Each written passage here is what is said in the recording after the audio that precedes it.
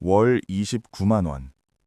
이걸 일이라고 봐야 할까요? 아니면 활동이라고 봐야 할까요? 오늘은 좋다, 나쁘다를 따지기보다 이 제도를 어떻게 이해해야 하는지 차분하게 정리해 드리겠습니다. 정부에서는 이런 형태를 우선 지정 일자리 또는 공익평 노인 일자리라고 부릅니다. 쉽게 말하면 경로당 배식이나 노노케어처럼 정해진 곳에 먼저 배치되는 활동입니다. 우선 지정 일자리는 이름부터 조금 생소합니다. 그래서 어떤 일인지 헷갈리시는 분들이 많습니다. 먼저 결론부터 말씀드리겠습니다.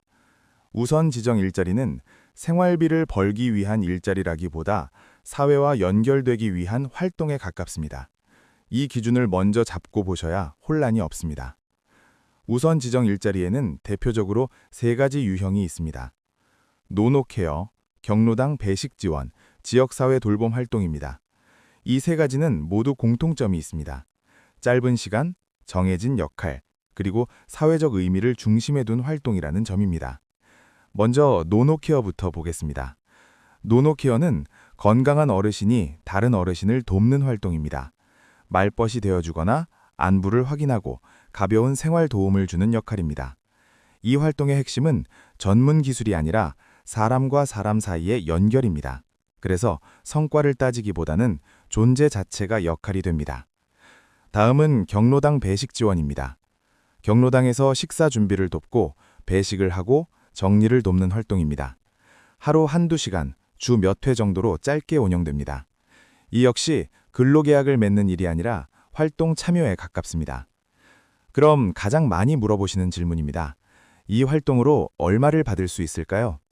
우선 지정 일자리는 공익활동형에 해당합니다.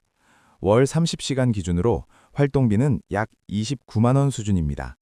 이 금액은 월급이 아닙니다. 생활비 전부를 해결하기 위한 소득으로 설계된 구조가 아닙니다. 이 부분이 가장 중요합니다. 우선 지정 일자리는 소득을 늘리기 위한 제도가 아닙니다. 경제적 해결책으로 접근하면 반드시 기대와 어긋납니다. 그렇다면 이 제도는 왜 계속 유지될까요? 목적은 세 가지로 정리할 수 있습니다. 첫째, 어르신의 사회적 고립을 막기 위해서입니다. 둘째, 규칙적인 활동으로 생활 리듬을 유지하기 위해서입니다. 셋째, 아직 내가 사회에 필요하다는 감각을 지키기 위해서입니다. 해외 사례를 보아도 비슷합니다. 일본이나 유럽의 여러 나라에서는 시니어 돌봄 활동을 대부분 짧은 시간, 낮은 부담으로 운영합니다. 전일제 일자리로 확대하지 않습니다. 무리하면 건강이 먼저 무너지기 때문입니다. 그럼 이 활동이 맞는 분은 어떤 분일까요? 집에만 있으면 기운이 더 떨어지는 분, 사람을 만나는 것이 정서적으로 도움이 되는 분, 소액이라도 활동비가 의미 있는 분께는 괜찮은 선택이 될 수 있습니다. 반대로 신중하게 보셔야 할 분도 있습니다. 생활비가 꼭 필요한 분, 체력에 자신이 없는 분, 감정노동이나 책임의 부담을 느끼는 분이라면 다른 유형의 일자리를 함께 검토하시는 것이 좋습니다. 여기서 꼭 드리고 싶은 말씀이 있습니다. 우선 지정 일자리는 좋고 나쁨의 문제가 아닙니다. 목적이 다른 활동입니다. 2026년 노인 일자리는 선택지가 많아졌습니다. 하지만 선택지가 많아졌다는 건 기준이 더 중요해졌다는 뜻이기도 합니다. 일을 해서 소득을 얻고 싶은지 아니면 사회와 연결되는 활동이 필요한지 이 질문에 대한 답이 먼저 정리되어야 합니다. 우선 지정 일자리는 누군가에게는 의미 있는 하루를 만들어주지만 누군가에게는 기대와 다른 제도일 수 있습니다. 그래서 신청 여부를 결정하기 전에 이 질문을 꼭 해보셔야 합니다. 이 활동이 내 삶에 어떤 의미를 줄까?